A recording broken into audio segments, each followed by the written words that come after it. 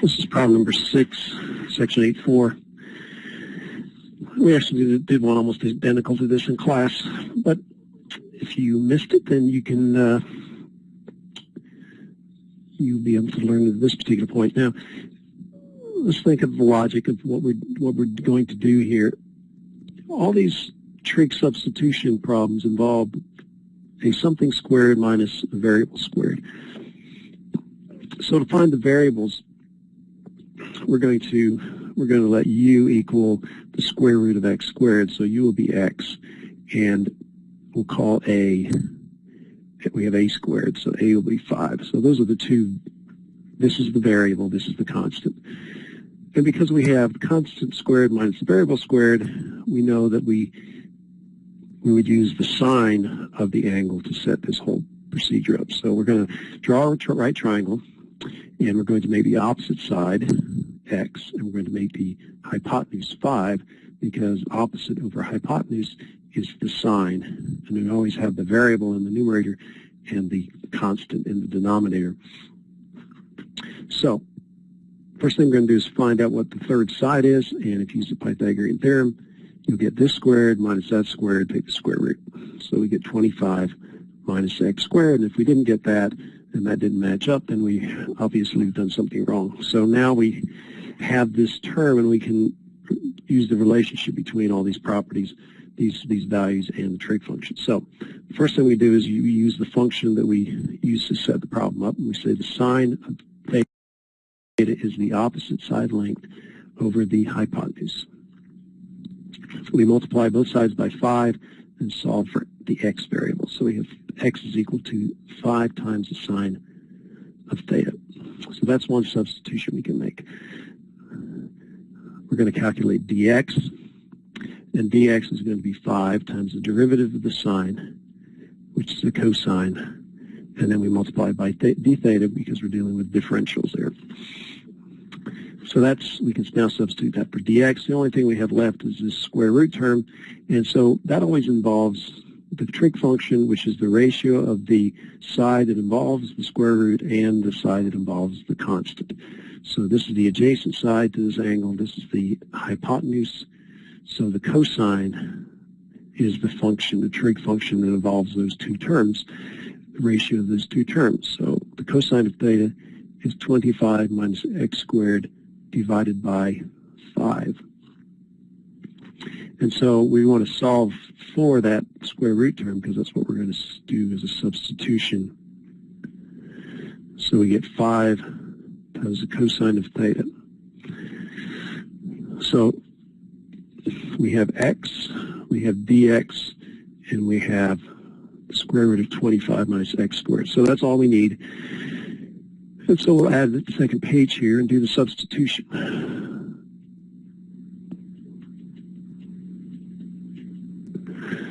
So we substitute for the x values, we substitute in the corresponding ones that involve theta. So dx is going to be equal to 5 times the cosine of theta d theta.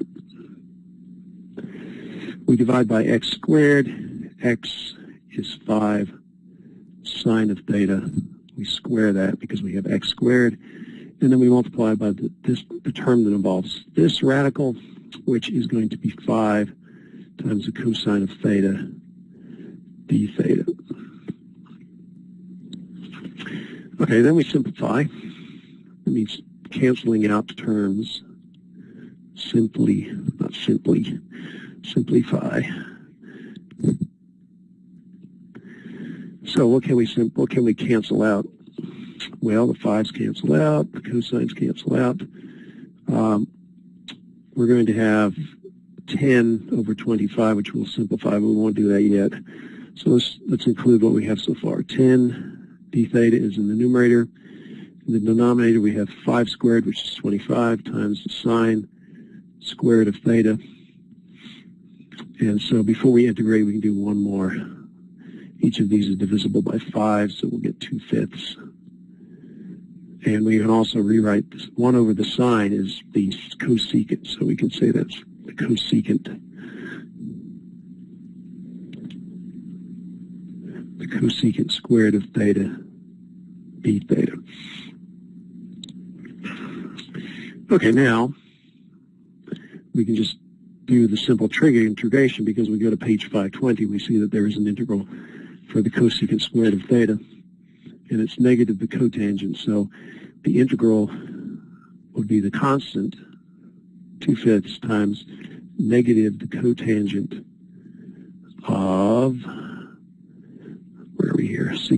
Cosecant squared is negative cotangent of u, which is just theta, plus c.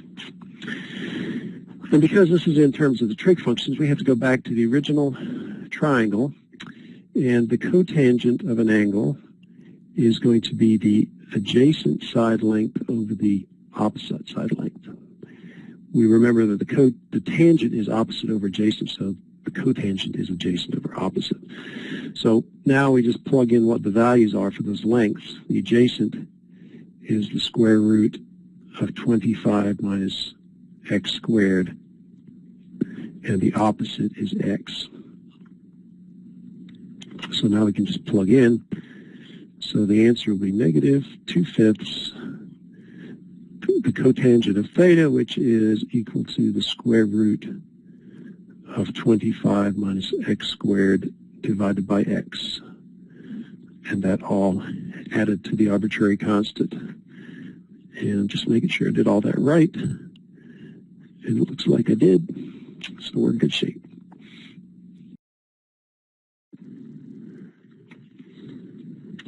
Problem number 7, section 8.4.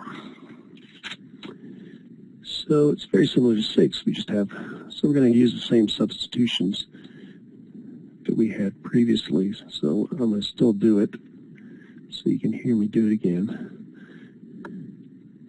So I still have 3 substitutions. I need a substitution for dx, substitution for x, and a substitution for 25 minus x squared.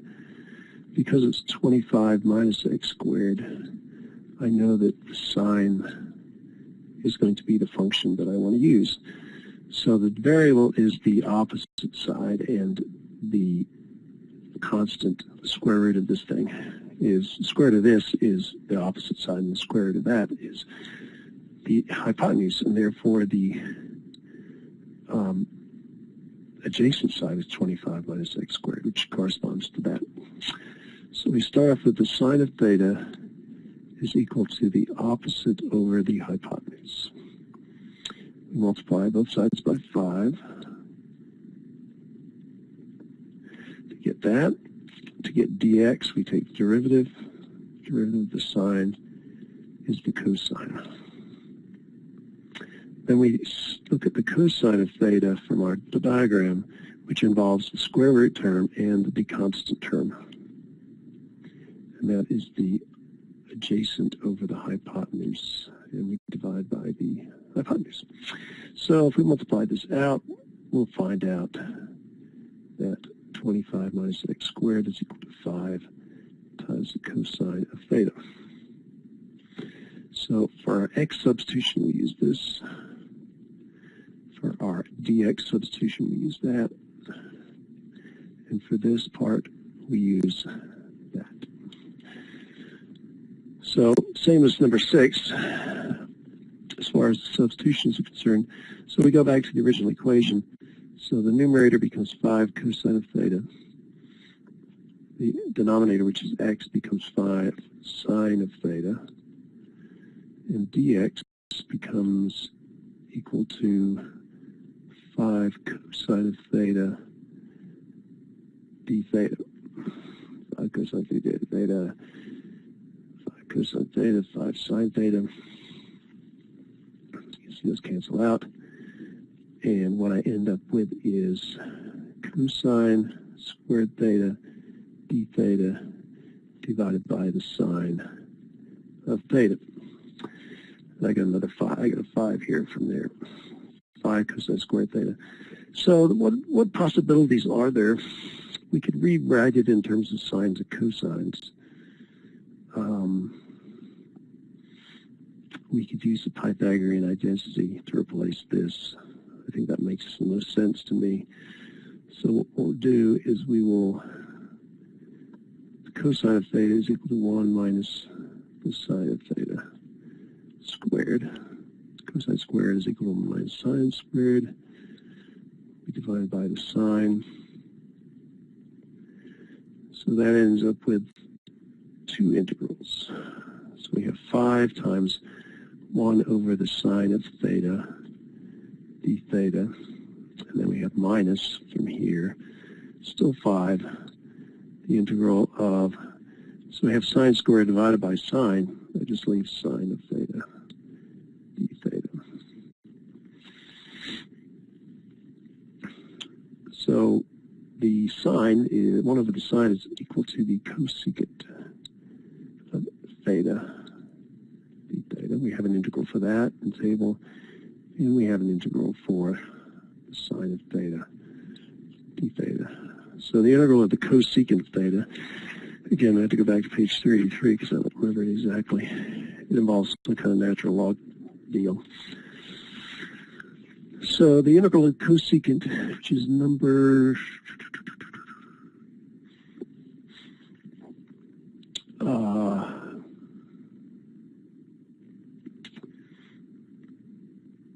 where's cosecant? Oh, there it is, number 13. So we'll get 5 times the integral of the cosecant of theta, which is minus the natural log of the absolute value of the cosecant of theta plus the cotangent of theta.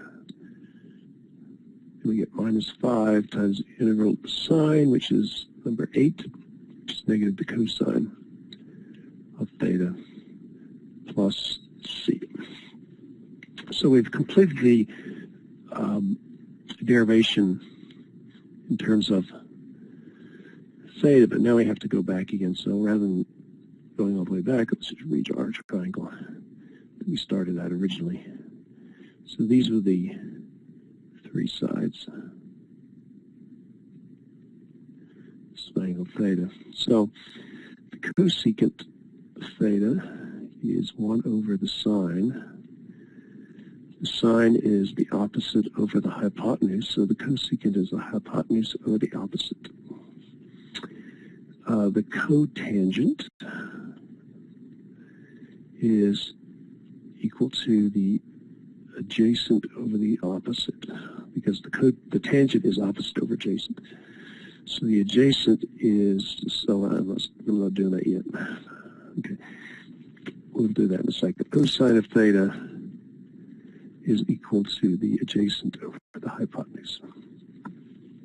Okay, so let's now we'll go ahead and let's move these down so there's room to fill them out. So looking at our triangle, the hypotenuse is 5, the opposite is x.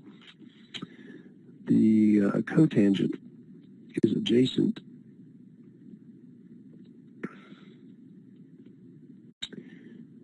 over opposite, and the cosine is adjacent over hypotenuse. So now we just make those substitutions in here. So I'm going to factor out the negative sign. So we'll get negative 5 times the natural log of the absolute value of 5 over x plus the cotangent, which is square root of 25 minus x squared over x. Close the absolute value. Negative times a negative is positive, so I get positive 5 times the cosine of theta, which is equal to the square root of 25 minus x squared divided by 5.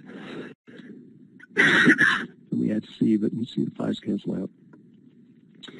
So that is what I think the answer is. This is problem number 7.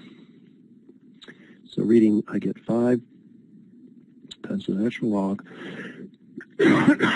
What they do is find a common denominator, except there's a negative. They have a negative sign there. Did I read something wrong?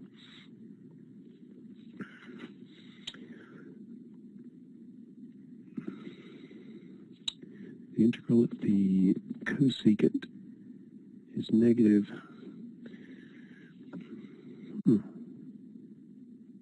I think they've got an error.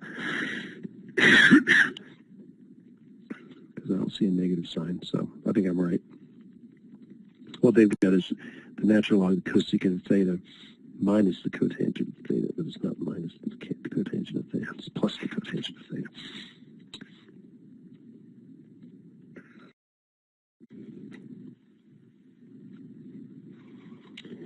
Okay, this is problem number 8. Pretty much done all of these problems, but this is the example of the case where you have a term that is something, actually let's pick something other than 25. So this is not exactly 25. And I'm going to pick a number like 21 for this number, just to show that they don't have to be complete squares. Okay, so the first thing, step number 1, determine which triangle is appropriate.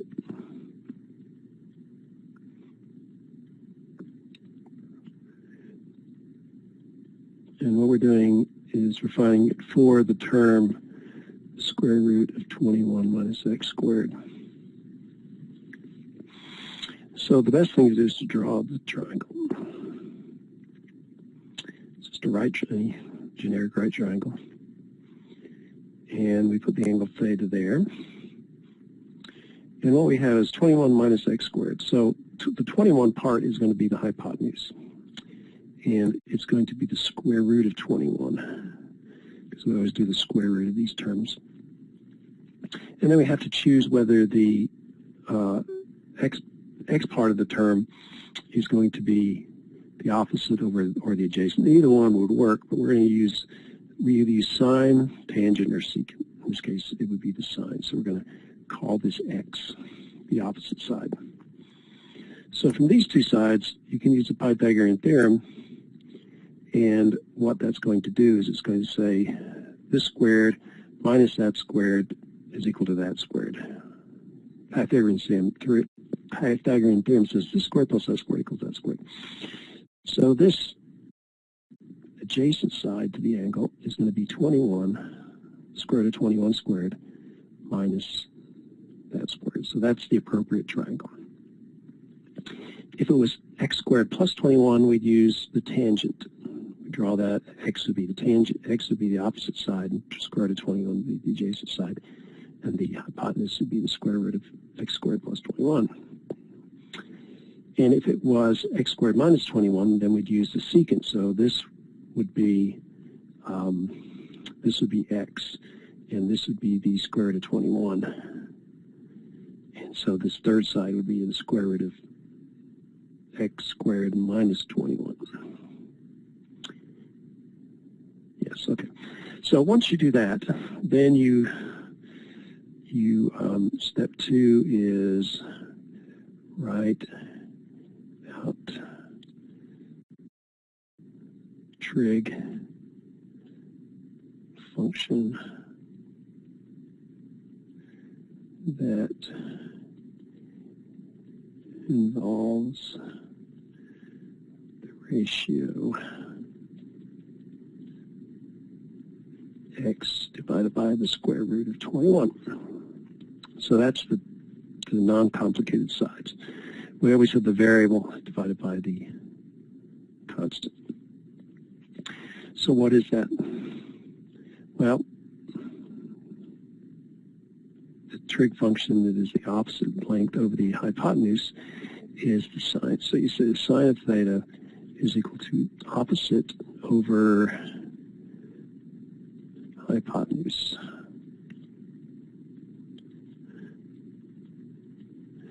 Okay, step number 3, solve for x, because that's what we're trying to substitute.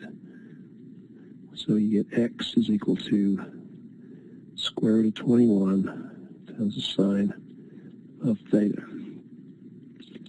Step number 4, calculate dx. All we do is we take the previous expression and take the derivative. So we end up with dx on the left-hand side, square root of 21 times the derivative of the sine, which is the cosine, times d theta. So we have the substitution for x and dx. The third thing that we need to do, well, the next thing we need to do is determine the trig function involving the ratio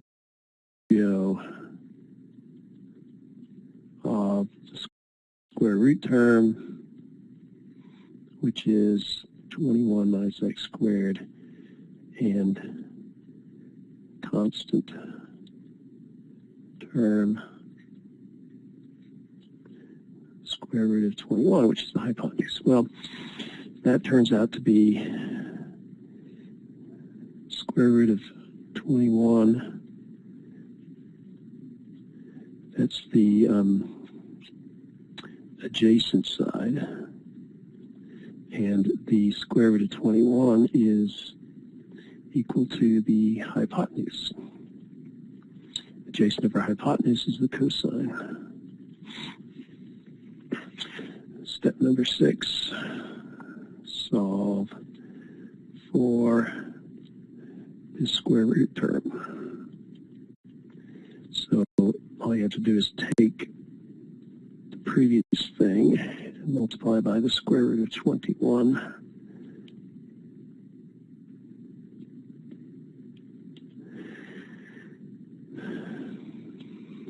And then we make substitute steps 3, 4, and 6 into equation.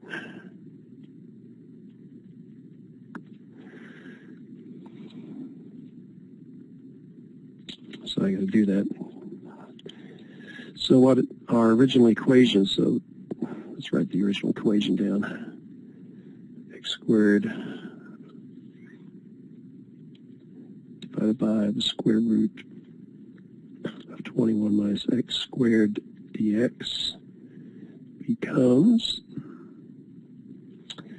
so x was equal to the square root of 21. Let's move this over a little bit because I run out of space. Be careful.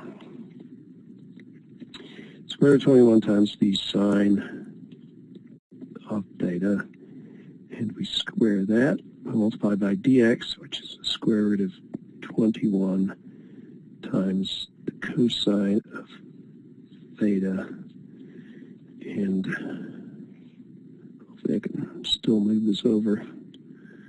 Running out of space. Just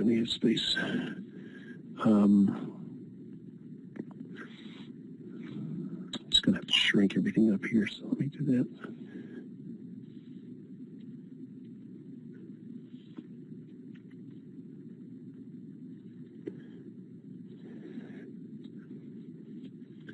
Okay, cosine theta times d theta, and we divide by this term here from step 6, so we have the square root of 21 times the cosine of theta, and we square that.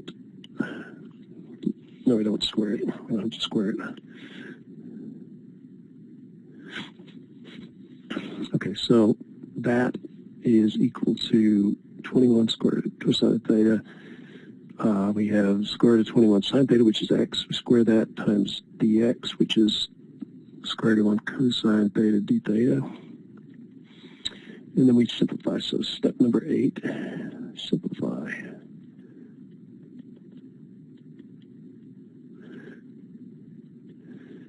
So we can, let's just bring this down.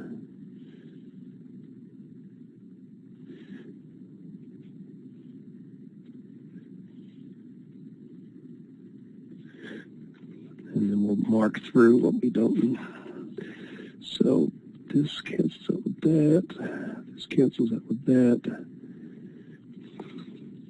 And so what we get is 21 times the sine squared of theta d theta, the integral from, well, we're just integrating that. Okay.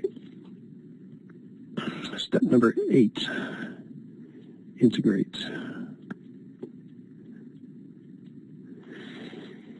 In this case, we have sine squared theta, so we have to use one of those power reducing formulas.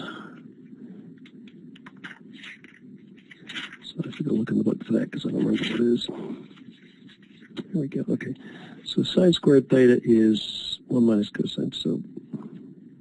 So let's say that the integral of 21 sine squared theta d theta is equal to 21 times the quantity 1 minus cosine of 2 theta over 2 times d theta. So I'll get 21 over 2 times the integral of 1 minus cosine of 2 theta times d theta. Okay, now what we're going to do, we integrate. So we get 21 halves times, well, the integral of theta, 1 times d theta is theta, it's just theta. And then we have 21 over 2.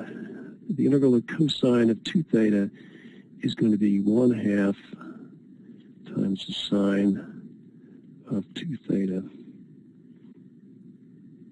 The reason the half comes is because of the u substitution. If I u equal 2 theta, then du is equal to 2 d theta, and so d theta is equal to du over 2. That's where the 2 comes from. The cosine, derivative of the sine is cosine, so that's in the right direction, still a negative sign. And we had arbitrary constancy. So let me simplify just a little bit. 21 over 2 times theta, and then we get 21 over 4 times the sine of 2 theta. In this case, step number 9 is rewrite sine of 2 theta as the appropriate trig identity to get it back to theta. So I go to my book, I look under sine of 2 theta, and it's 2 sine theta cosine theta.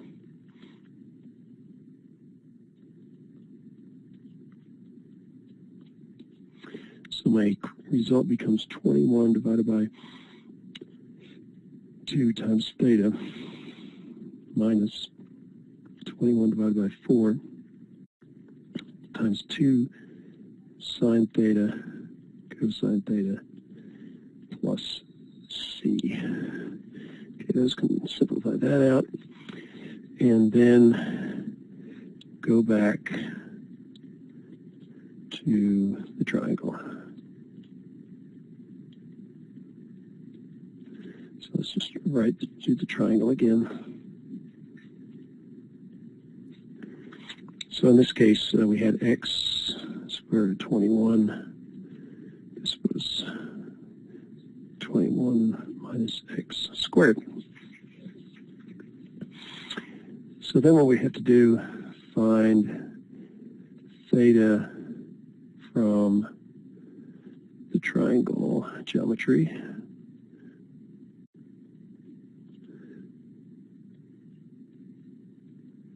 And the sine and the cosine.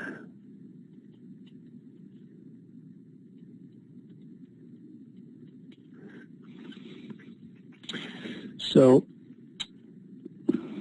theta, remember we can see that the sine of theta is equal to x divided by the square root of 21.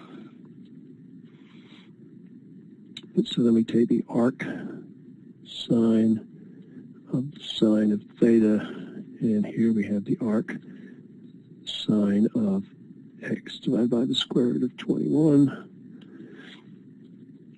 So we get theta is equal to the arc sine of x divided by the square root 21.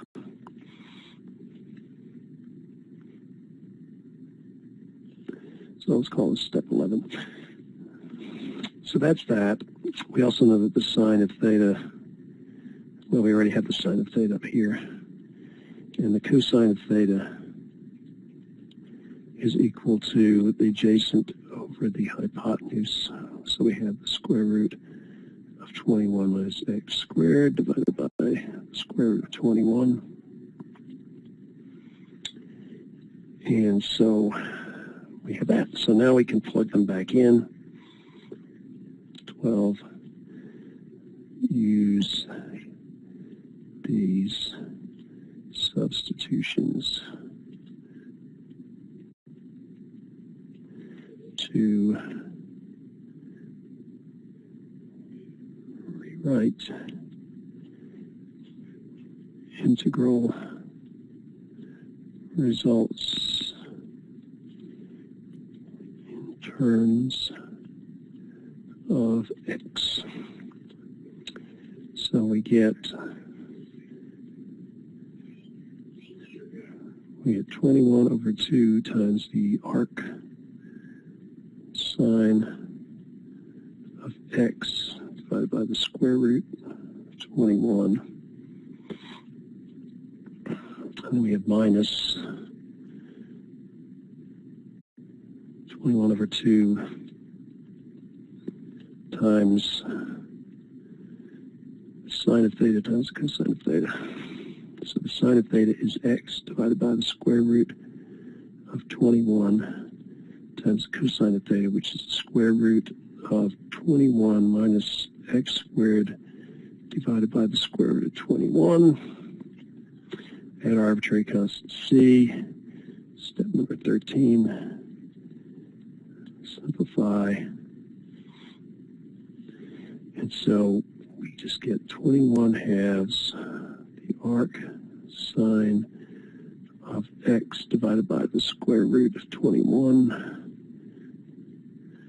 minus x over 2 times the square root of 21 minus x squared plus c, because you can see that the this is going to cancel out with these two. So just end it with x over 2. Okay, let me just stop, make sure everything's right.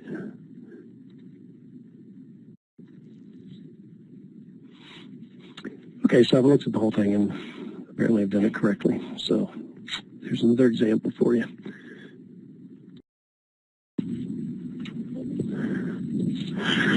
This is problem number 11, chapter 8, section 4. So this is one, excuse me, they tell you what substitution to make in the problem, but we really could figure this out because this is going to be the term that determines what sides of the triangle are what. And because we have the variable squared minus the constant squared, it's going to be the secant. And the secant is going to be the adjacent side. And we always put the numerator with the variable. And then the opposite side, the hypotenuse, would be the square root of 4, which was 2. And so when you use the Pythagorean theorem, the third side becomes 4 minus, pardon me, becomes, oh, see, I did that wrong. So this is instructive. Secant is actually the hypotenuse over the adjacent. So when I did that, I found out I did it wrong. So just as an example of what you might find out. So in this case, you get x squared minus 4 squared. I did the cosine instead of the secant. Okay, so those are the three sides of the triangle. This is our angle theta. And because this is the variable side, this is the constant side, it's the secant, we say that the secant of theta is equal to x over 2, hypotenuse over adjacent. Therefore, x is equal to 2 times the secant of theta, which is what they tell you in the book. Okay, so we have x, so we can substitute there. We need dx, so let's do that next. dx is equal to 2, and then you take the derivative of the secant, which is the secant of theta tangent of theta, and then you add the d theta on the end. The only thing we need is this term. So we look at our triangle and we say, okay, which trig function involves the ratio of this to the side that involves the constant, opposite over adjacent? So that is opposite over adjacent is the tangent. So we say that the tangent of theta is equal to the opposite, should be sine squared, over the adjacent, which is 2. And so if we multiply both sides out by 2, we will get x squared minus 4 is equal to 2 times the tangent of theta. And this applies anytime you use this kind of relationship. So anytime you have x squared minus a constant squared, this is the way the triangle is going to look. And these are all the things that work out. Okay, so now we're ready to do some substitution.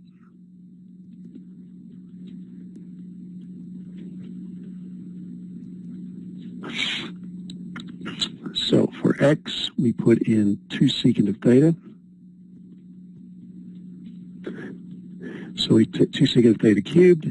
For the square root of x squared minus 4, we put in 2 tangent of theta. And for dx, we put in 2 secant of theta, tangent of theta, d theta. So we're going to multiply this out and then group terms. So here we'll have 2 cubed, which is 8, times 2, which is 16, times 2, which is 32. So let's go ahead and just put 32 out there. We have secant cubed times secant, so we have secant to the 4th of theta. Then we have the tangent. We have tangent squared of theta, d theta. So now we just have to do a trigonometric integral. So we can either grab secant and tangent together and put those aside. The problem there would be that we would need an even, we'd have to end up with an even number of secants, which we wouldn't because we'd end up with 3 left. So that's not going to work out. The other way to do this is probably to take the secant squared and separate that off. So let's do that. Secant, so secant to the 4th becomes secant squared. We'll take the other secant squared and we'll match it up with d theta, and then we'll bring the tangent squared of theta down. So if this is d theta, then u, or du, we have to do u substitution here. Since this is du, u either has to be secant or tangent. And it's the derivative of the tangent, which is the secant. So we leave this the same. Excuse me. And we rewrite the second part. So for the secant squared, we put in tangent squared of theta plus 1. That's the Pythagorean identity, multiplied by the tangent squared of theta. The whole thing times secant squared of theta, d theta. Okay, so we've first done our trigonometric substitution, and then we have to do a u substitution here. So let's go ahead and do that before we multiply stuff out. So u is equal to the tangent of theta. du is equal to the secant squared of theta d theta, because the derivative of the tangent is the secant squared. So now we can, let's go ahead and add another page. Actually, let's not add another page. I just want to be able to reference this picture later on. So in the interest of being able to refer to this later. Okay, so now we substitute, u substitution. We'll have u squared plus 1 times u squared times du. And now we'll multiply it out. So we get u to the 4th plus u squared, both of those times du. And if we integrate that with respect to u, we'll have 32 times u to the 5th over 5 plus u cubed over 3, and then we add our arbitrary constant c. So now we have to do the two substitutions back in. First we have to do the u substitution back in. If we scroll up just a little bit, u is the tangent of theta. So we'll end up with 32 times tangent to the 5th of theta divided by 5 plus tangent cubed of theta divided by 3, the whole thing plus c. So now we've gone one step back. Now we have to do this substitution. And you can see we actually already have tangent of theta from previously, so all we have to do is plug that in. And what would happen is we would have 32, the tangent of theta is the square root of x squared minus 4 divided by 2, this whole thing to the 5th power, and then we divide by a 5th because of this thing. And the same thing is true here. We'd have the square root of x squared minus 4 over 2, which is the tangent of theta, and that would be cubed. And then we multiply by 1/3. And then we add our arbitrary constant c. So what's going to happen is we're going to have this to the 5th power, which will be to the, if we multiply this is to the 1/2 power, and then multiplying by 5 will give you 5/2. And then what's going to happen with these constants is we have 32, but 2 to the 5th power is 32, so those are going to cancel out. So the first expression will become x squared minus 4 to the 5/2 power divided by 5. And then here we'll have 2 cubed, which is 8, times, so we have 32 divided by 8, which will be 4. So we'll have plus 4 divided by 3 from here times x squared minus 4 to the 3/2 power, the whole thing plus arbitrary constant c. And I'm just checking to make sure I did all this correctly, because if you look in the book, they've simplified it a little bit, and we can do the same thing.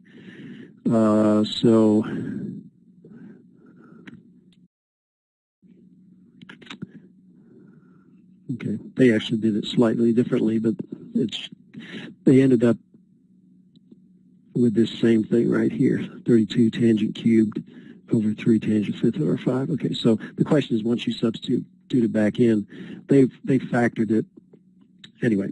So actually, so that's good. Now we'll add another page. Just if you got this far, you would be fine with, as far as I'm concerned. But if we factor out x squared plus 3 to the 3/2 power, x squared minus 4 to the 3/2 power, and what else can we factor out? Let's factor out 15. So that what that will leave us is 3 times x squared minus 4, and then we'll end up with, since 15, we'd have 5, so that would be, let's see, multiply both sides by 5, so we should end up with 20, just 20, okay, plus c. Okay, so I've factored that out. That leaves just one of those. 3/2 leaves 1 if you factor that out completely. And then if you multiply this whole thing out,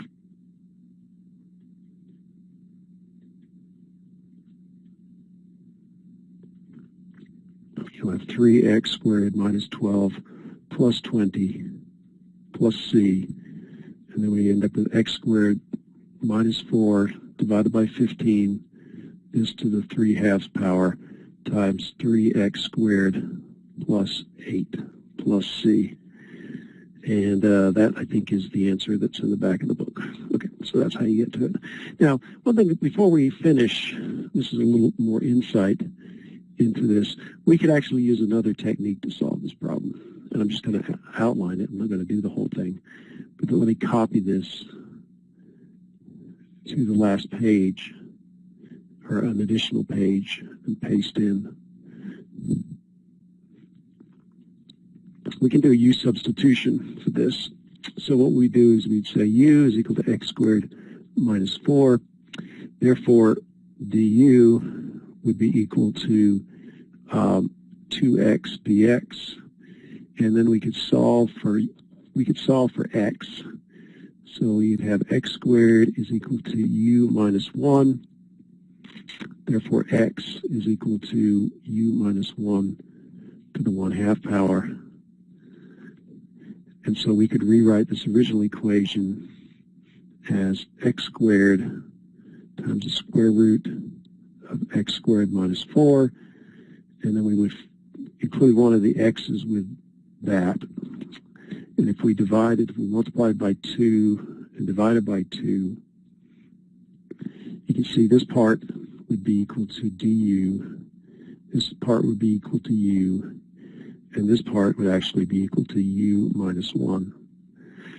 So we'd have 1/2 the integral of u minus 1 to the square root of u times du. And therefore we would have u to the 3/2 minus u to the 1/2, the whole thing times du. And you can see what would happen if we go back up to this previous, not this page, but the one previous to that. When we integrate it, we get something to the 5/2 and something to the 3/2, and that's what we had earlier when we went through this whole thing. Here we ended up with that. So you can see sort of how they end up being the same result. But again, this is a case where you can use two completely different techniques, and you end up with the same answer.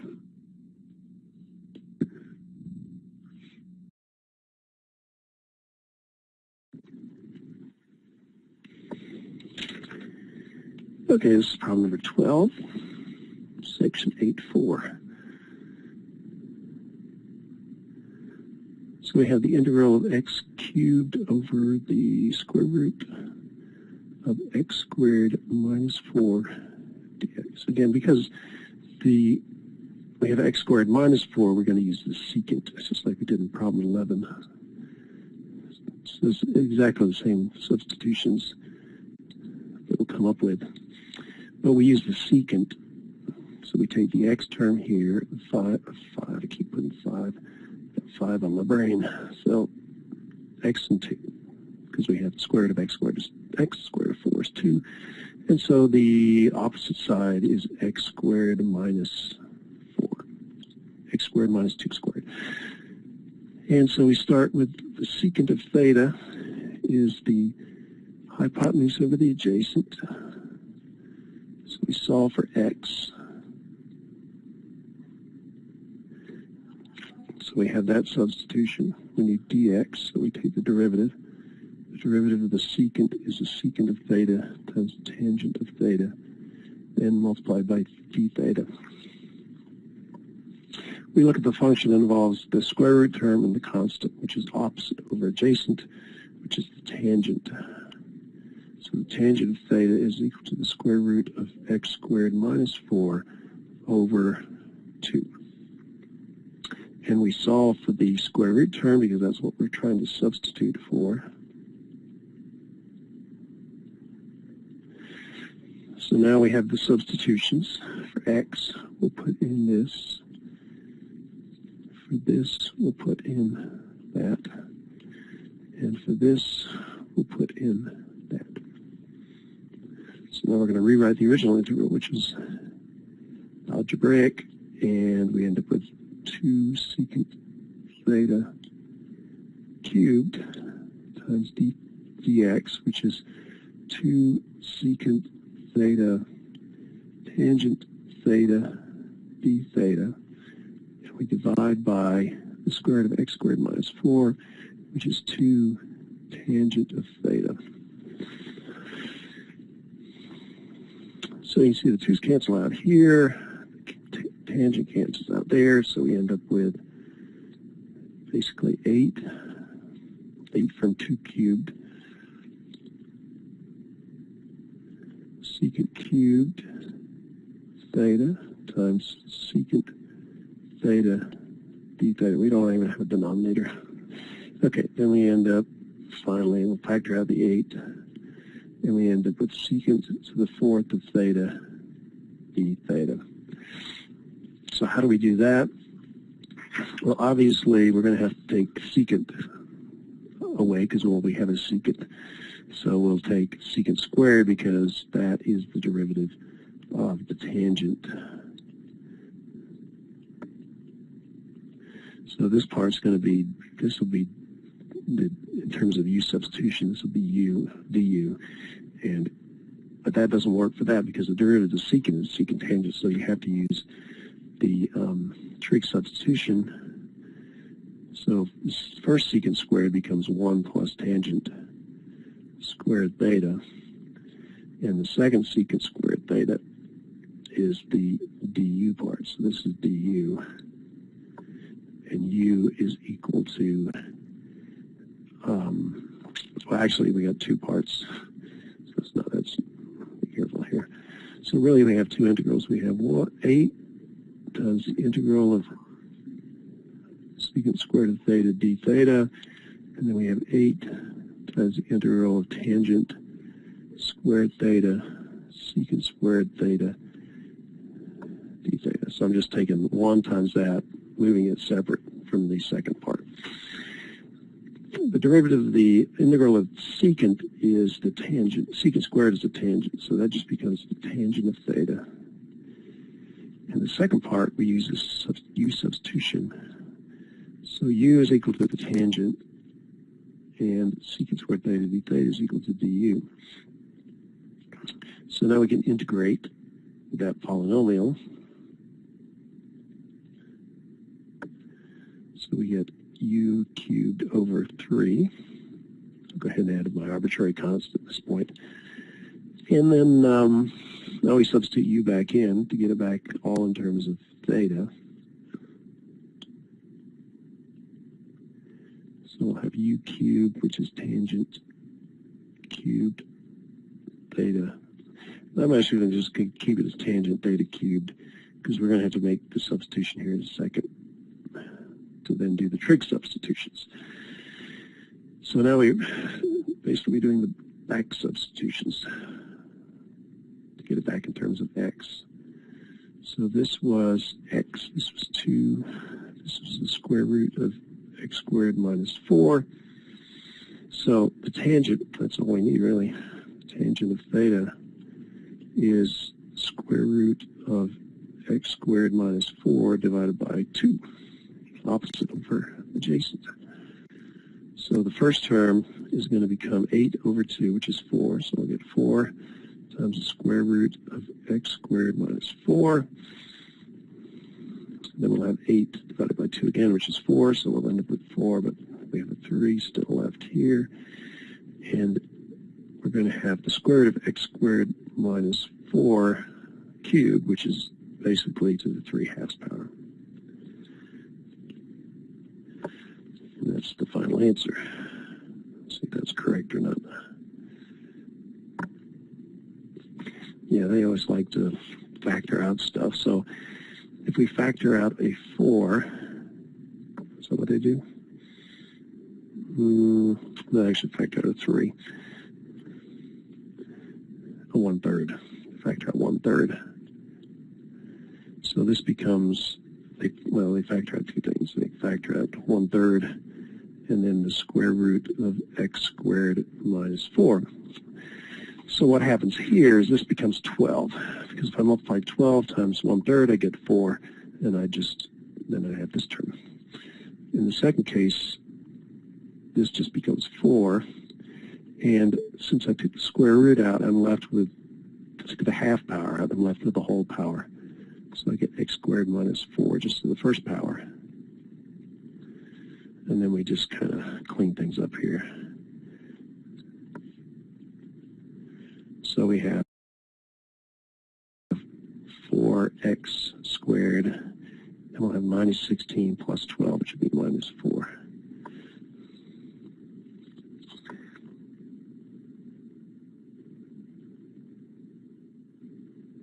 And it's not quite right. What am I doing wrong here?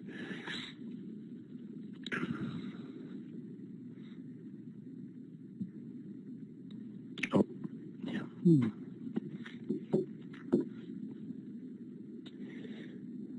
We get x squared plus 8. How did that happen?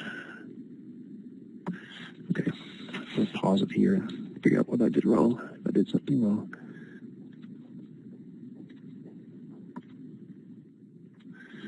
Okay, I see where it was. So I forgot to cube this thing at the bottom here. So there was so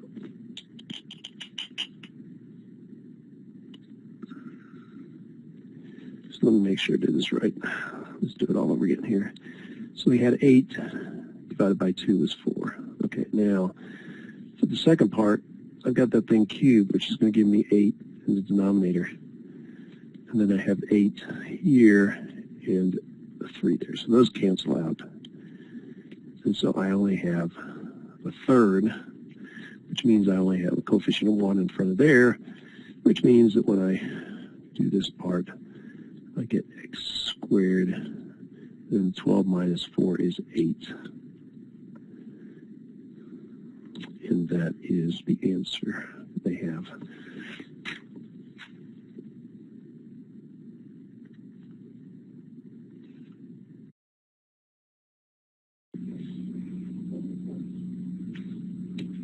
This is problem number 14, chapter 8, section 4.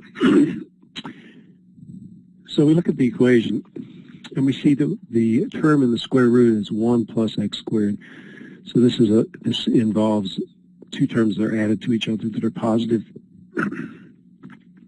And so of the three choices we have, this involves the tangent of theta. And the tangent is the opposite over the adjacent. And so the variable part is the opposite side, and the adjacent side is the constant side. So the Pythagorean theorem would say that this squared plus that squared is equal to that squared. Therefore, this is just the square root of 1 plus x squared. So we made the right choice. And we put our angle theta. So because of the tangent is what we base this on, opposite over adjacent, that's the first thing we'll write down. The tangent of theta is equal to x divided by 1. And therefore x is equal to the tangent of theta. The next step is we take the derivative, dx, and the derivative of the tangent is the secant squared of theta, and we multiply by d theta. I'm just going to move these up a little bit so we can get them on a one page. Then the last thing we do is we look at the function, the trig function that involves the square root term divided by the constant term. So that is hypotenuse divided by adjacent, which is the secant. So we say the secant of theta is equal to the square root of 1 plus x squared over 1. And in this case, it's just simply, we just changed the two sides. 1 plus x squared is equal to the secant of theta. So let's add a page. Now we do the substitution.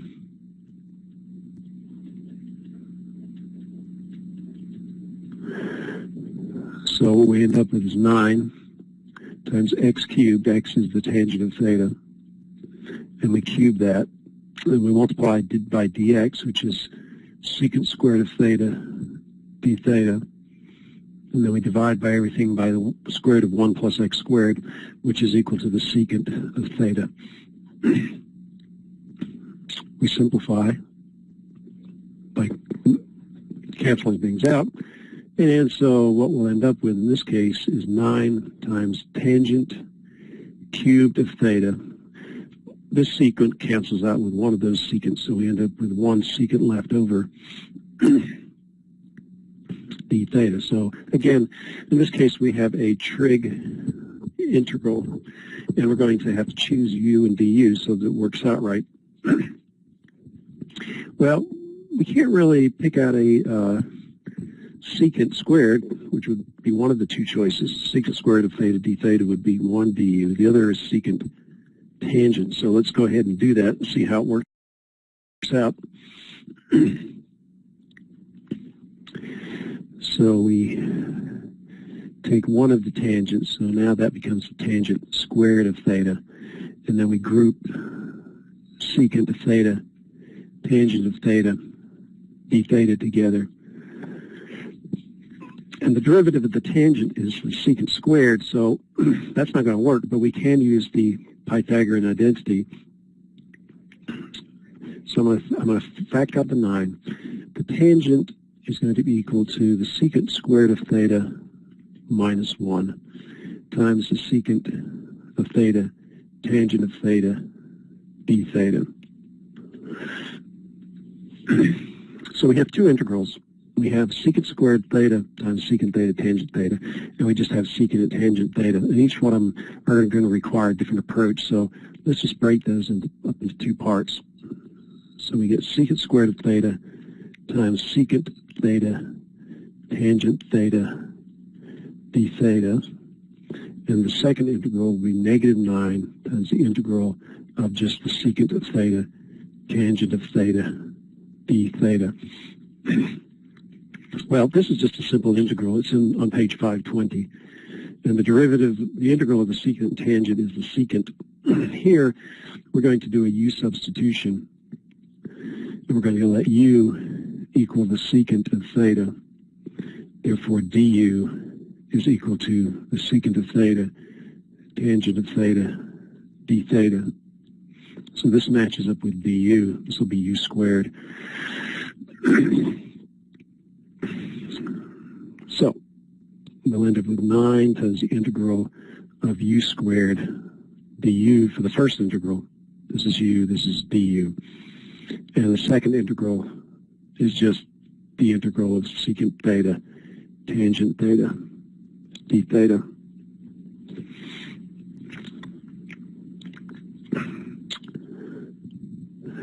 So we integrate. The integral of u squared is u cubed, so we'll get 9 u cubed over 3 minus 9 times the integral of that, which is going to be equal to the secant of theta. And then we add our arbitrary constant. Then we substitute back in first to get everything back in terms of trigonometric trig properties. The 9 cancels out with 3, and you end up with 3. So I have 3 secant cubed of theta. Since u is secant of theta, so this is secant cubed of theta, minus 9 times the secant of theta plus c. So now we're back into everything in terms of theta. And the final one is we go back to our original triangle and say, okay, what is the secant of theta in terms of these x variables? Well, we've already done that. It's equal to the square root of 1 plus x squared. So what we'll end up with is 3 times 1 plus x squared to the 1/2 power. That's the square root. Then the whole thing will be cubed minus 9 times 1 plus x squared to the 1/2 power plus c. And so a final answer, and we might be able to simplify this a little bit, but before we do that, we'll have 3 times 1 plus x squared to the 3/2 power minus 9 times 1 plus x squared to the 1/2 power plus c. So that's good. Let's add one more page and just show how you would actually, what you can usually do with these kinds of problems is you can factor out something. So what we're going to factor out is 1 plus x squared to the 1/2 power. So what that will leave us with, we can also do 3. So I have 3 times 1 plus x to the 1/2 power. What that leaves is x plus 1 plus x squared from the first term And you'll have -3 times just 1, because this is what we factored out. So the final answer, now let's go ahead and change 1 plus x squared. I forgot the squared there. So we'll have 3 times the square root of 1 plus x squared times, here we'll have x squared, and you'll have plus 1 minus 3, so we'll have minus 2. So that was problem number 14. So we just check to make sure I did everything correctly. 3, 1 plus x squared minus 2. Yep, okay. So that's correct.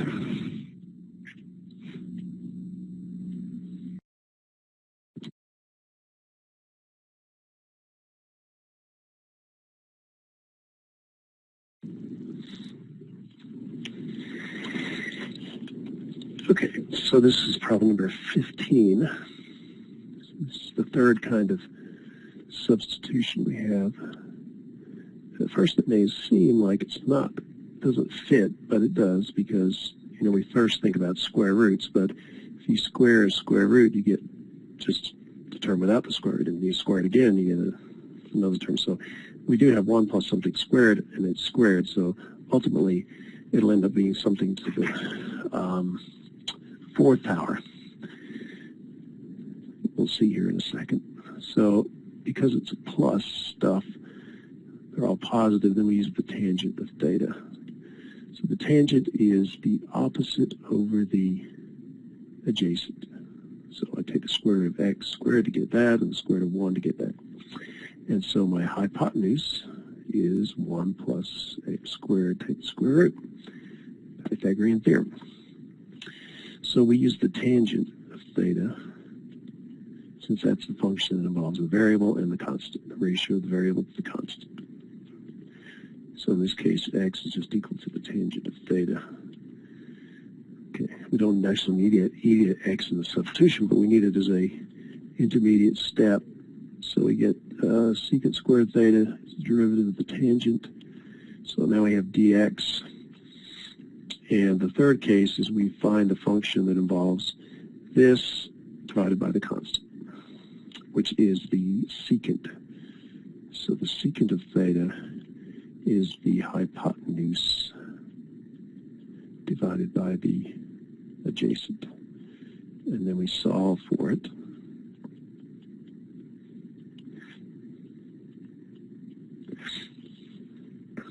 So again, substitutions.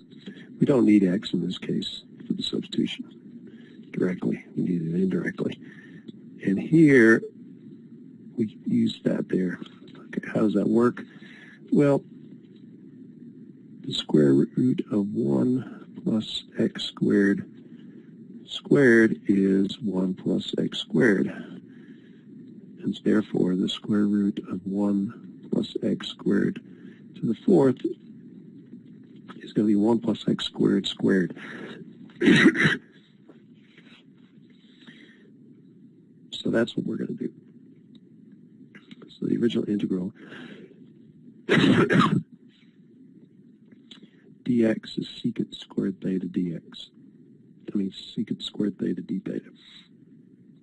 We divide this by this to the 4th power. So we get secant to the 4th power.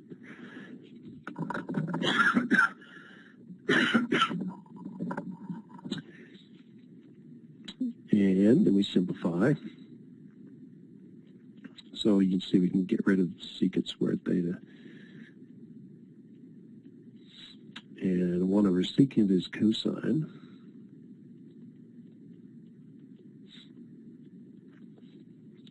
Now how do we do that? Well, it's a trig integration with, in this case, only one term. But if it was both terms, if it was a sine, we do the same thing. We would use the power reducing formula. So what we can do is, try to find them here, page 534. Cosine squared is equal to 1 plus cosine of 2 theta divided by 2 d theta. Now, one thing you may have noticed already, but you'll notice here soon enough. Let's go ahead and factor out a half.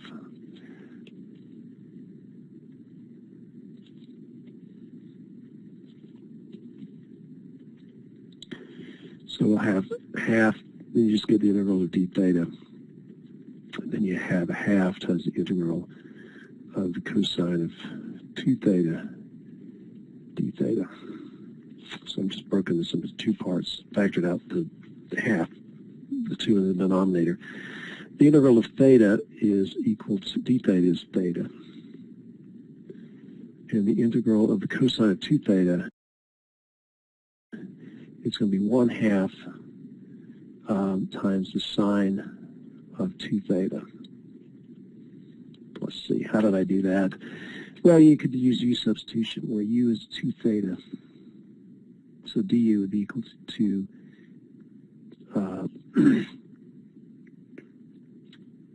theta, derivative of 2 theta would be just 2 du. And so you end up solving for d theta, and that ends up being, or du, d theta, and it becomes du over 2, so that's where the half comes from. The integral of cosine is the sine.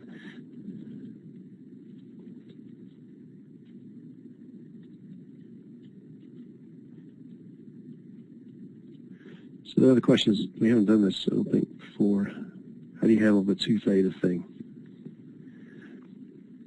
Well, you actually use another trig identity, and I've got to look it up in a book here. I actually have some trig identity functions.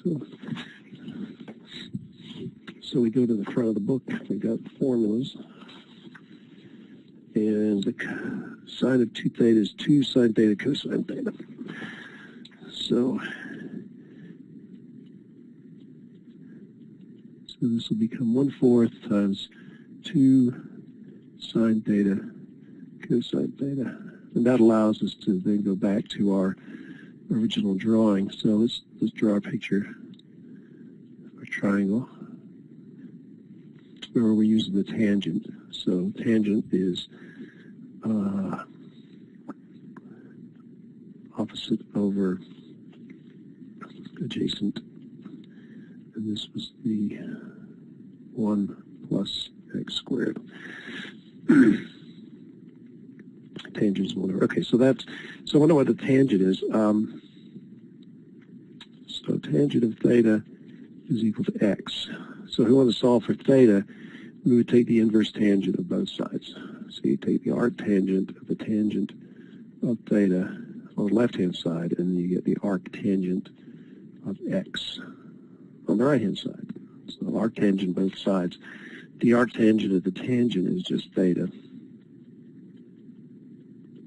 So this first part here becomes 1/2 the arctangent of x. 2 divided by 4 is a half.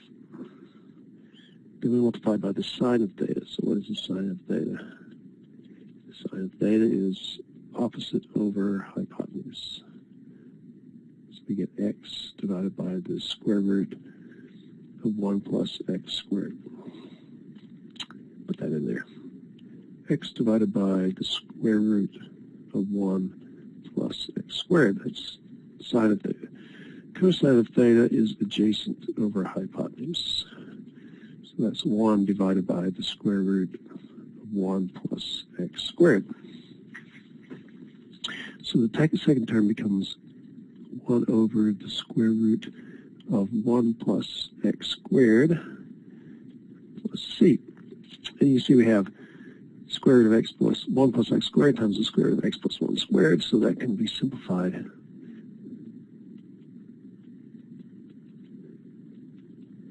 So we'll get x over 1 plus x squared plus c.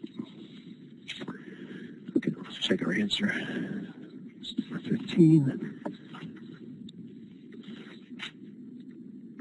So what they have is 1/2 times the arctangent of x plus 1/2 times x over x plus 1 squared plus c, which is exactly what I had. It's always great to get the right answer. One of the small pleasures of life.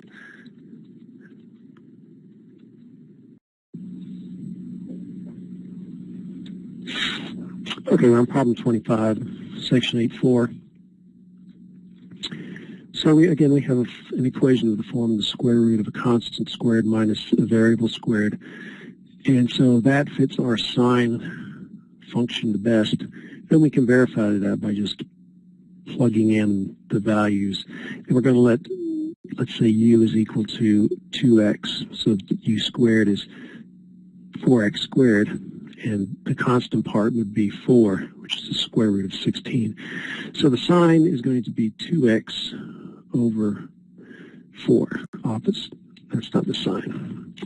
That's the tangent. So it would be 2x over 4, opposite over hypotenuse. And therefore, the adjacent side is going to be this squared minus that squared. So that matches up well.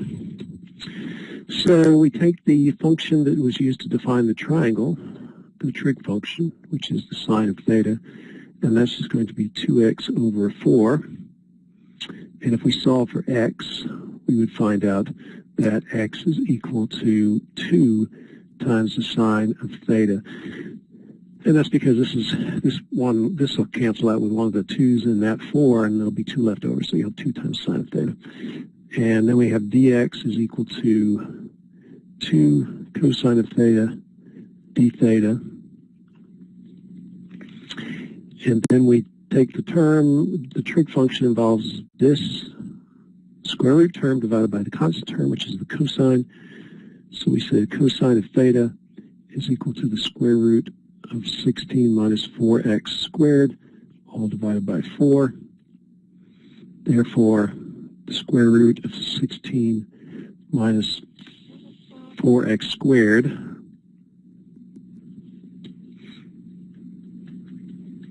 is 4 times the cosine of theta. So let's underline what we need. Well, we don't need x in this case. We just need dx in that part.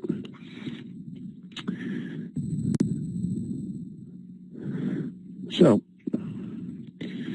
the next thing we do is we substitute.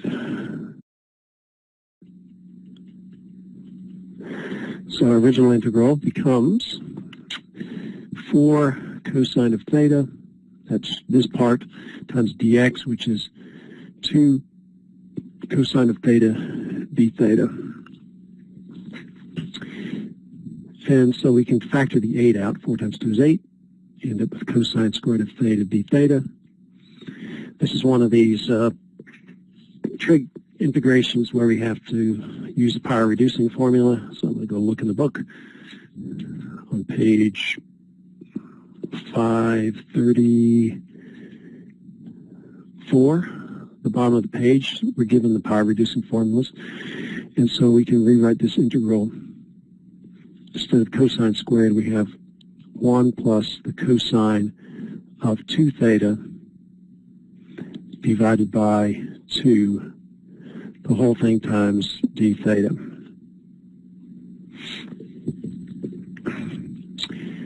Okay, so what's that going to end up? Well, we're going to have 2 integrals. We're going to have the first part, which is just 1/2 times 8, so it'll be 4 times dx.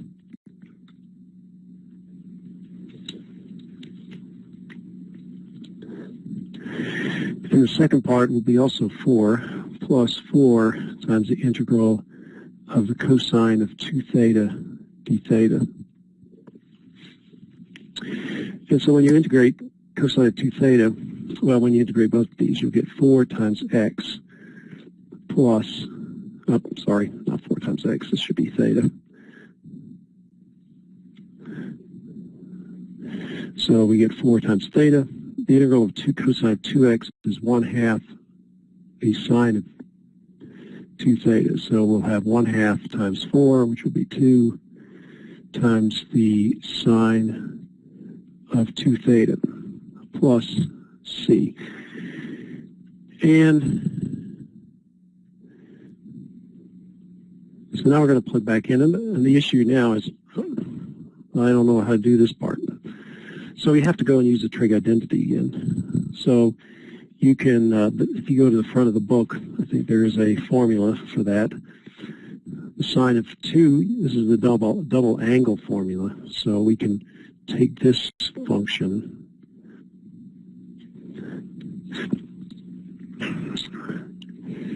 instead of 2 sine theta, we can have 2 times the sine of theta times the cosine of theta plus c. So theta, we've done this. We did this in one of the earlier problems. But theta, the way we do that is we take this equation. So let's do that on the side here. X is 2 sine of theta. So if you take you solve for the sine of theta, you get x over 2, and then you take the inverse sine of both sides, so you get the inverse sine. So let's use arc sine. So we have the arc sine of x over 2. So that's that part. And then here we already have the sine of theta. The sine of theta is 2x over 4, or x over 2. And the cosine of theta is equal to, right here, square root of 16 minus x squared over 4. So we have all this substitution we're going to do again to go back in terms of x. And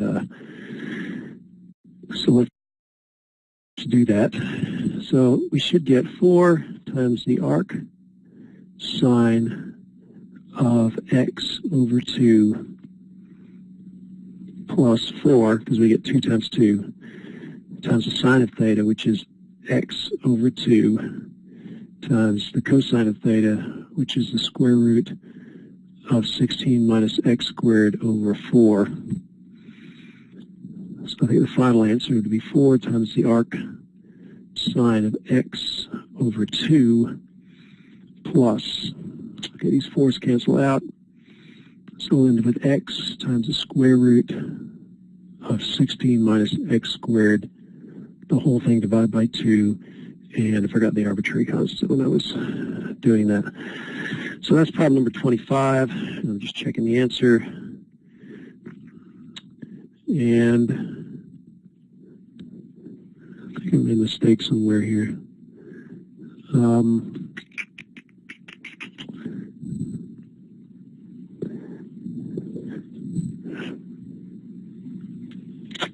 Yeah, I'm just off by a little bit, and I don't know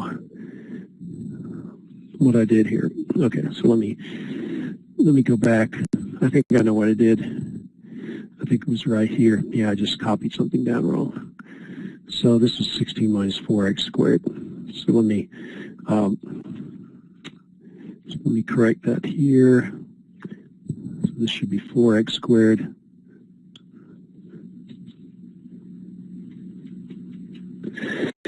So this should be 4x squared, this should be 4x squared, and if you take this 2 and you square it, you can move it inside the square root sign.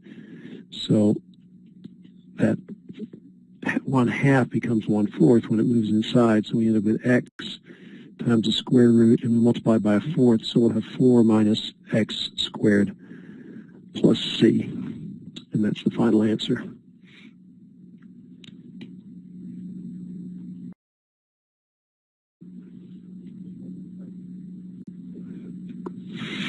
This is problem 32, chapter 8, section 4. So we look at the original integral, and we look at the term and the square root sign, and we see that it's just 2 positive terms added to each other. So that indicates that we need to use a tangent. And if we take the square root of each one of those terms, we'll get 2x, and we'll get 4. So those are the values that we'll assign to the sides of the triangle, and because it's the tangent that we're going to use, this side will be 2x, and this side will be 4, opposite over adjacent. And so the hypotenuse is going to be 4 squared, which is 16, plus 2x squared, which is 4x squared, the quantity 2x squared. quantity 2x, the quantity squared. Anyway, so that side is going to be that, which matches up with our equation. Okay, so now what do we do? Well, we write out that the tangent of the angle is the length of the opposite side divided by the adjacent side, and then we can simplify it. And then we can solve for x. So x is equal to 2 tangent of theta. Therefore, dx is going to be 2 secant squared of theta d theta. And finally, the trig function involves the square root, and the constant is the secant. So it's the hypotenuse over the adjacent over the hypotenuse. So we say the secant of theta is the square root of 4x squared plus 16 divided by 4. Therefore, the square root of 4x squared plus 16 is equal to 4 times the secant of theta. So now we're in good shape. We have x, we have dx, we have the square root term. So now we can substitute.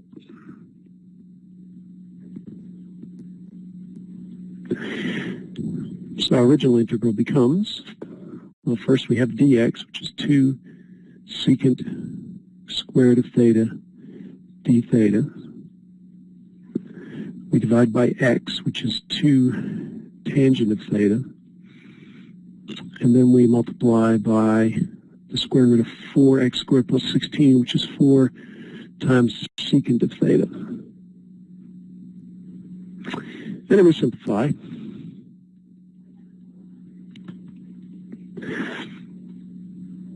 So the 2's will cancel out. One of the secants will cancel out. So we'll end up with 1/4. That's from this 4. And then in the numerator we'll have secant of theta. And in the denominator we'll have tangent of theta, d theta.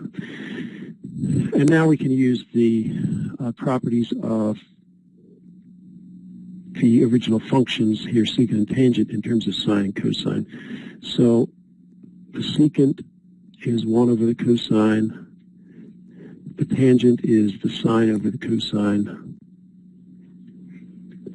You can see the cosines cancel out, and so we're just ending with 1/4 the integral of 1 over the sine of theta d theta.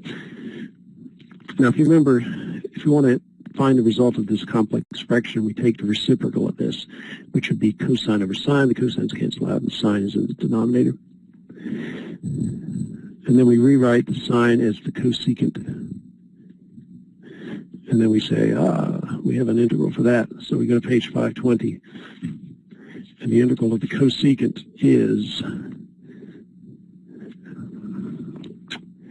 in terms of theta, it's equal to the natural log.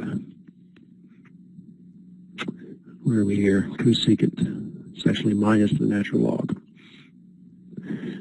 So let me put a parentheses here. Minus the natural log of the absolute value of the cosecant of theta plus the cotangent of theta, all plus our arbitrary constant c. So now we've done the integration in terms of theta. Now we need to find out what the cosecant and the cotangent are. Well, we go back here. We actually don't have those, so in this case we have to figure it out. So the cosecant of theta, in terms of the sides, is the opposite of the sine. The sine is the opposite over the hypotenuse, so this is the hypotenuse over the opposite.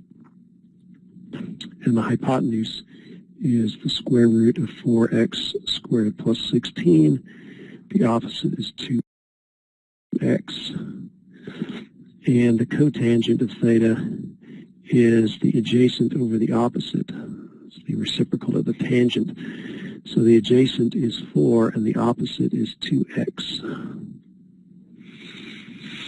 So now we can substitute back in and get it written in terms of x. Oops, sorry about that.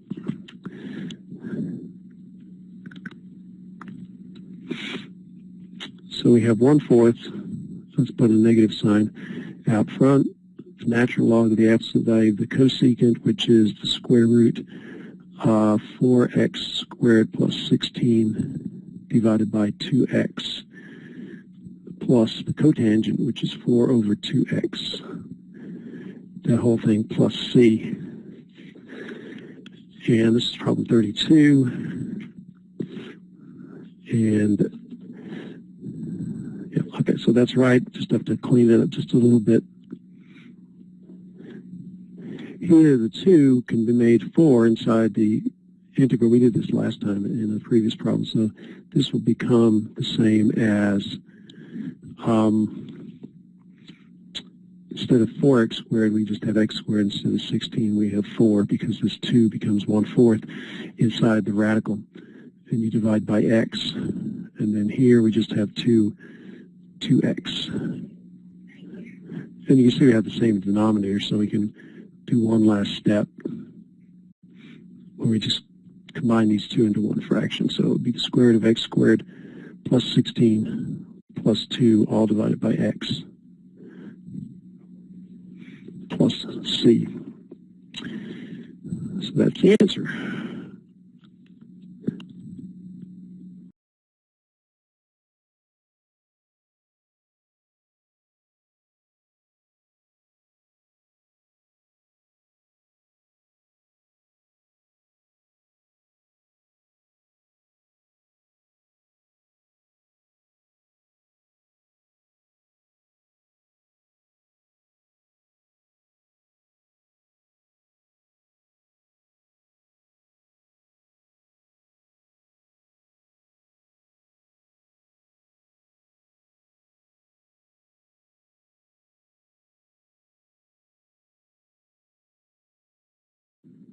Okay. Okay, sorry for the little initial part. I forgot to push the talk button. So this is the integral, and you could solve this using u substitution as well. You'd let u equal 49 minus x squared, and then du would involve x and dx. But we're going to use trig substitution just because we can. So because we have 49 minus x squared, we are going to use the sine of theta as our main substitution. So the sine of theta is going to be x divided by 7. We get x from the square root of that, and we get 7 from the square root of that. And if we draw a right triangle, and we call this angle theta, it's our right angle, because we're using the sine of the angle to define x in the constant, we're going to say, use the definition of the sine, which is opposite over adjacent.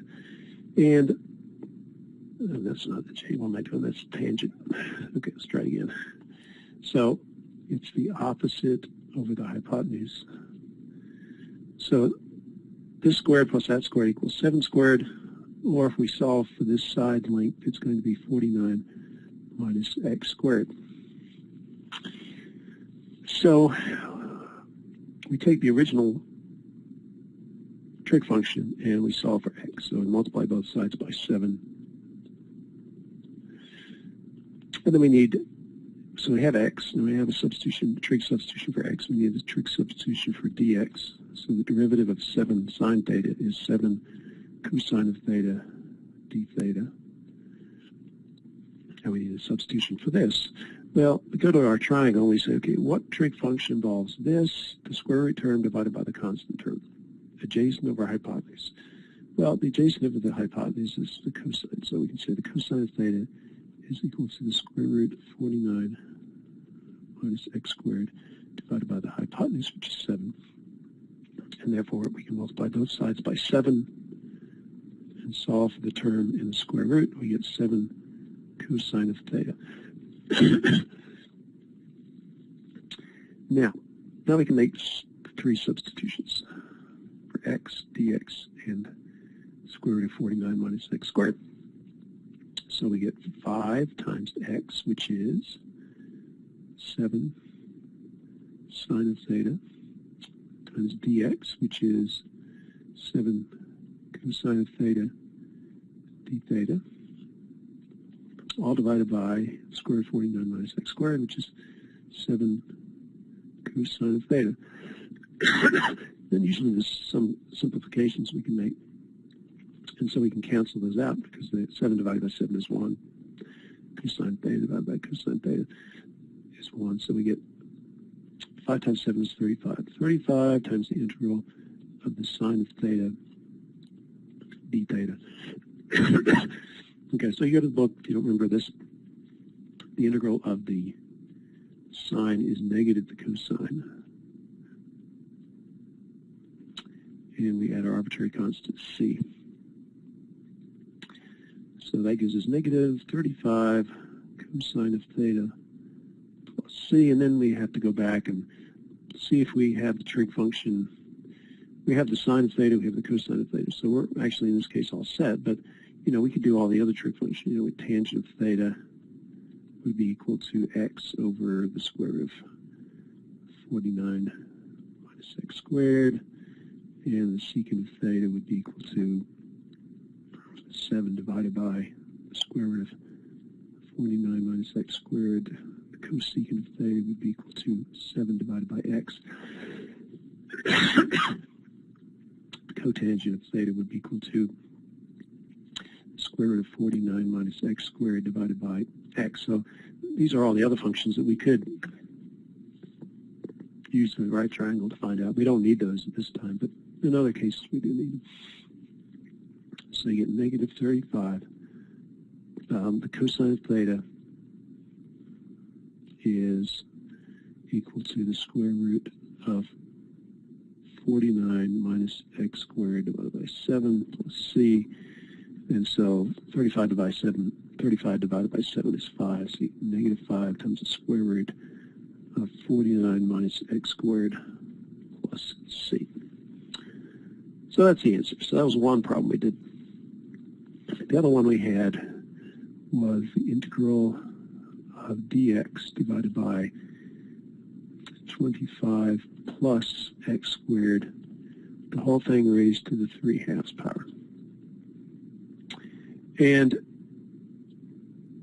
all these things involve the square root of something. But if we look at this original expression, you get dx is equal to, one way to look at it is the square root of 25 plus x squared, the whole thing cubed. Why is that the case? Well, if we had x to the 1/2 power cubed, you multiply the exponents together. So 3 times 1/2 is 3/2. So the same thing applies here. So I'm going to use this substitution, square root of 25 plus x squared, and then I'm going to cube it in this particular problem. Because we're adding stuff together, we use the tangent of theta as our basis. And so we have x divided by 5. So let's draw our triangle. Find all the sides of our substitution triangle. Tangent is opposite over adjacent. Pythagorean theorem would say that the hypotenuse is this squared, which is 25, plus this side, which is x, so you square that. Two sides squared, add together to hit the square root, gives you the hypotenuse. So, solve for x. And then calculate dx. The derivative of the tangent is secant squared of theta. And we add our d theta. Okay, next we need this term right here, the square root of 25 minus x squared. Well, that's this. The trig function involves this side, and the constant term is hypotenuse over adjacent. Well, adjacent over hypotenuse is the cosine, so 1 over the cosine is the secant. So we'll say the secant of theta is equal to the square root 25 plus x squared divided by 5. And if we multiply both sides by 5,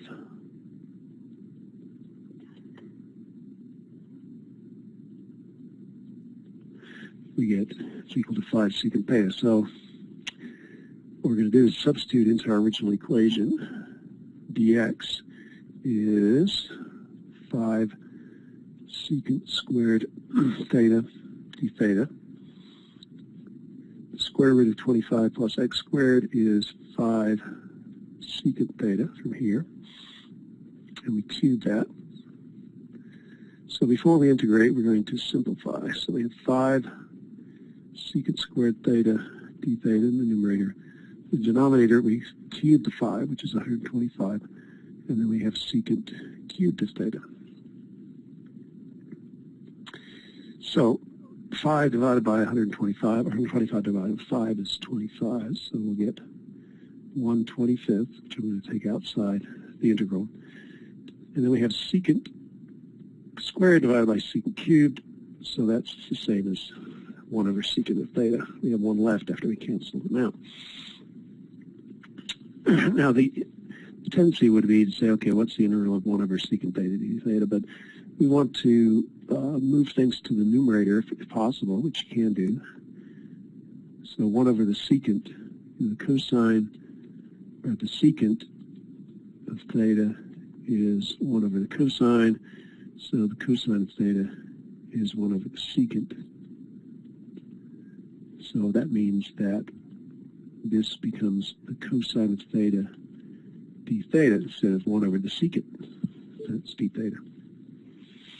So that's the integral. That's an easy integral to do. So the integral of the cosine is the sine. It's the 1/25th sine of theta plus c from this integration. And then we go back to our original triangle, and we see we have the tangent, we have the secant, we don't have the, what do we need? We need the cosine, the sine. Okay. So the sine is the opposite over hypotenuse. So the sine of theta is equal to x divided by the square root of 25 plus x squared. So you can make that substitution. So we get 1/25th, and then we have x divided by the square root of 25 plus x squared plus c. And that's the answer. So that's how it works.